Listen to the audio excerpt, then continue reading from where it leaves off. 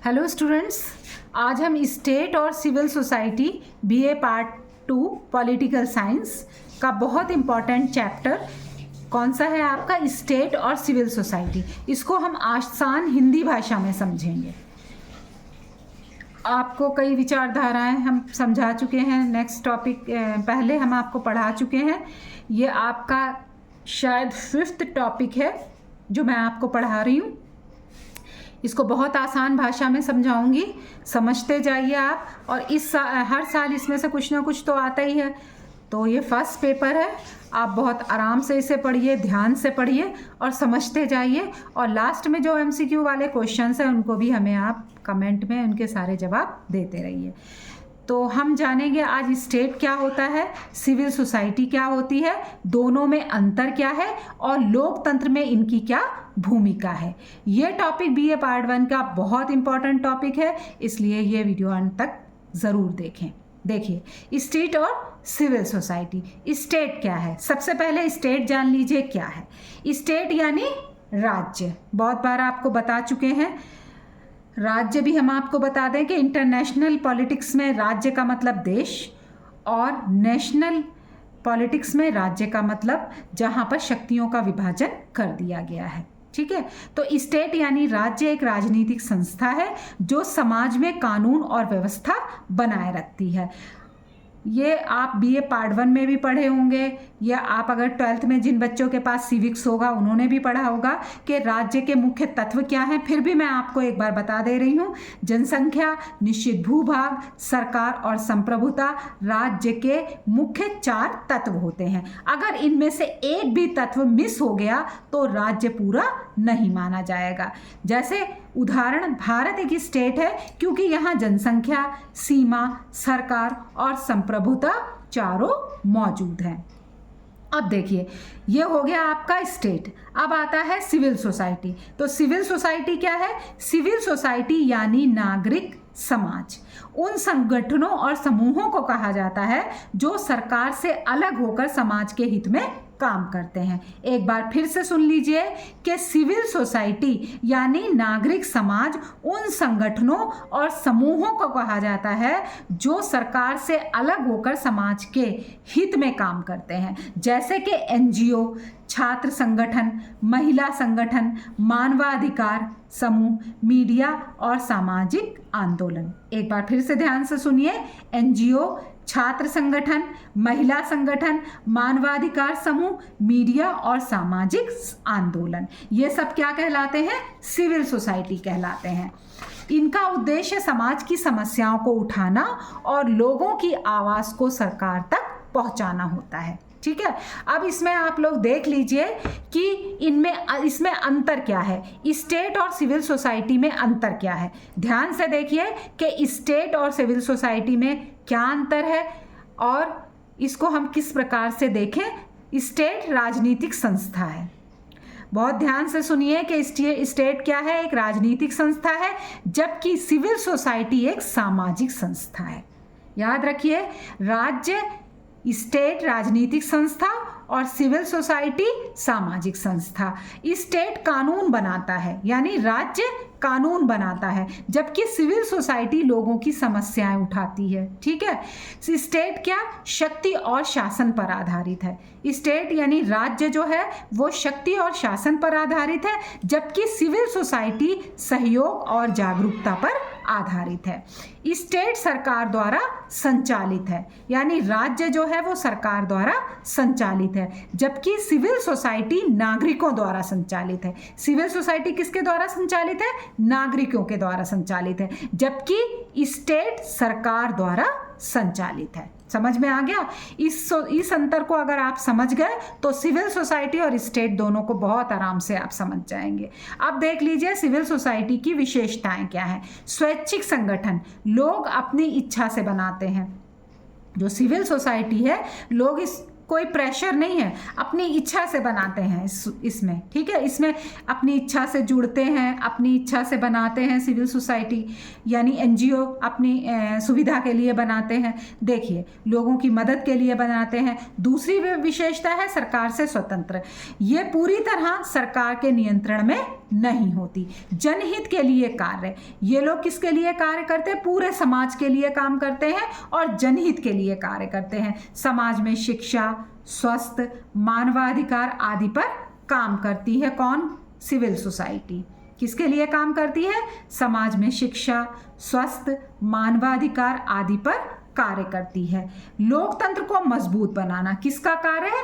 Civil society का कार्य है। सरकार की गलत नीतियों का विरोध करती है, सरकार पर अपना जो है वो ध्यान देती है, सरकारी कार्य जो हो रहे हैं, सरकार की जो गतिविधियां हैं उन पर नज़र रखती है और सरकार की गलत नीतियों पर विरोध करने का काम कौन करता है? Civil society. ठीक है, तो लोकतंत्र में सिविल सोसाइटी की जो भूमिका है वो बहुत महत्वपूर्ण है। क्या क्या भूमिका है ये भी आप समझ लीजिए, और ये बहुत आसान चैप्टर है, बहुत ही आसान चैप्टर है, आपको बहुत सही से समझ में भी आ जाएगा। सिविल सोसाइटी का जो मुख्य कार्य है वो ये है जनता की आवाज़ को उठाना। सिविल सोसाइटी जनता की समस्या सरकार तक पहुंचाती है, सरकार को बताती है कि जनता क्या चाहती है। नेक्स्ट है सरकार पर निगरानी। सरकार पर निगरानी रखने का काम भी सिविल सोसाइटी करती है, यानी सरकार गलत काम करे तो सवाल उठाने का कार्य कौन करता है? सिविल सोसाइटी करती है। जागरूकता फैलाने का कार्य भी सिविल सोसाइटी करती है, यानी लोगों को अधिकार और कानून की जानकारी देती है। सामाजिक सुधार, बाल विवाह, दहेज, भ्रष्टाचार जैसी समस्याओं के खिलाफ अभियान चलाती है सिविल सोसाइटी। अब सिविल सोसाइटी और स्टेट का क्या संबंध है ये भी आप समझ लीजिए। स्टेट और सिविल सोसाइटी का जो संबंध है वो दोनों जो है वो एक दूसरे के विरोधी नहीं कहे जा सकते। ठीक है, तो सिविल सोसाइटी और स्टेट दोनों एक दूसरे के विरोधी ना होकर के एक दूसरे के पूरक माने जाते हैं। स्टेट कानून और व्यवस्था बनाए रखता है। स्टेट क्या करता है? व्यवस्था बनाए रखता है, कानून और व्यवस्था बनाए रखता है, जबकि सिविल सोसाइटी जनता और ज़रूरतों और अधिकारों की रक्षा करती है। सिविल सोसाइटी जनता और उसकी ज़रूरतों और अधिकारों की रक्षा करती है और स्टेट क्या करता है? कानून और व्यवस्था को बनाए रखता है। अगर सिविल सोसाइटी मजबूत हो तो लोकतंत्र भी मजबूत माना जाएगा। इसके महत्वपूर्ण विचारक कौन कौन से हैं? हीगल, उन्होंने स्टेट को सबसे महत्वपूर्ण संस्था माना है। स्टेट को हीगल ने क्या माना है? बहुत महत्वपूर्ण संस्था माना है। और मार्क्स को देखें अगर, तो मार्क्स के अनुसार स्टेट अमीर वर्ग के हितों की रक्षा करता है, यानी कि स्टेट के बारे में भी स्टेट की आलोचना भी होती है और स्टेट को कम अधिकार देने की भी बात कही जाती है और कहीं पूरे अधिकार देने की बात कही जाती है। जैसे जो हीगल है इन्होंने कहा है कि स्टेट एक महत्वपूर्ण संस्था है, जबकि मार्क्स का मानना है कि अमीर वर्ग के हितों की रक्षा का काम ही कौन करता है? स्टेट करता है। ग्रामशी क्या कहते हैं? इन्होंने सिविल सोसाइटी को समाज में विचारों और संस्कृति की शक्ति बताया है। तो ये ग्रामशी जो है वो सिविल सोसाइटी को मानते हैं कि समाज में विचारों और संस्कृति की जब शक्ति बढ़ेगी तो हमारा राज्य भी उसी के अकॉर्डिंग कार्य करेगा। तो इनका मानना है कि राज्य और सिविल सोसाइटी दोनों का होना, यानी दोनों जो है अपना अपना काम सुचारू रूप से करें तभी सही से पूरा राज्य चलेगा। ऐसा किसका मानना है? ग्रामशी का मानना है। जबकि मार्क्स का मानना है कि स्टेट केवल अमीर वर्ग के हितों की रक्षा करता है और हीगल का मानना है कि स्टेट ही सर्वोसर्वीय संस्था है। ठीक है, अब देखिए आज हमने जो जो पढ़ा और जो हमने थोड़ा विस्तार से समझा उसके बारे में देख लीजिए क्या क्या वो है कि स्टेट समाज में कानून और शासन बनाए रखता है, जबकि सिविल सोसाइटी जनता के अधिकारों और सामाजिक हितों की रक्षा करती है। लोकतंत्र को मजबूत बनाने में इन दोनों की महत्वपूर्ण भूमिका मानी जाती है। आज जो है हमने आपको बहुत ज़्यादा लॉन्ग में नहीं, लेकिन आपको पूरी की पूरी इन दोनों की सारी विशेषताएं, इनके गुण, सारे इनके दोष, इनकी कमियां, इनसे रिलेटेड विचारक सब बता दिए। अब इससे रिलेटेड कुछ शॉर्ट क्वेश्चंस, ऑब्जेक्टिव क्वेश्चंस आपको दे रहे हैं जो कि आपको हमें बताना है। नंबर 1, स्टेट का मुख्य कार्य क्या है? ए, व्यापार करना, बी, कानून और व्यवस्था बनाए रखना, सी, केवल शिक्षा देना, या फिर डी, खेती करना। ये हमने आपको इसी वीडियो में जो भी पढ़ाया उससे रिलेटेड क्वेश्चन है। सेकेंड, सिविल सोसाइटी किससे मिलकर बनती है?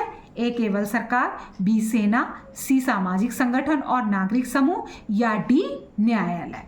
इनमें में से एक उत्तर सही है, यह आप हमें बताएं। नंबर 3, निम्न में से कौन सिविल सोसाइटी का उदाहरण है? ए संसद, बी एनजीओ, सी न्यायालय या फिर डी पुलिस। स्टेट के कितने मुख्य तत्व हैं?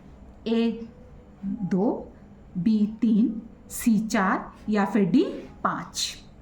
नेक्स्ट क्वेश्चन, सिविल सोसाइटी लोकतंत्र को कैसे मजबूत बनाती है? देखिए, ए जनता की आवाज़ उठाकर, बी युद्ध करके, या फिर डी टैक्स बढ़ा करके, या फिर डी चुनाव रोक करके। इसके उत्तर आप हमें जो देंगे वो क्वेश्चन नंबर ए का ए, क्वेश्चन नंबर बी यानी क्वेश्चन नंबर 2 का बी। इस तरह से आप हमें इसके जवाब दीजिएगा। और सारे वीडियोस जो है वो कंप्लीट हो गए हैं आपके राजनीतिक सिद्धांत के, यानी फर्स्ट पेपर आपका पूरा का पूरा इन सारी वीडियोस को अगर आप देख लें तो तैयार हो गया। हमारे जो वीडियोस हैं इनको आप शेयर कीजिए, लाइक कीजिए। और जो भी बच्चे BA पार्ट 2 पॉलिटिकल साइंस के स्टूडेंट हैं या कोई भी कंपटीशन की तैयारी कर रहे हैं, वो UPSC हो, SSC हो, जो भी है, आप उसमें इसको पढ़िए, समझिए और कमेंट पे हमें बताइए कि आपको समझ में आ रहा है सारा कुछ, या फिर आप कुछ कोई और नया टॉपिक या किसी टॉपिक को और विस्तृत रूप से समझना चाहते हैं। ये सब आप लिख सकते हो।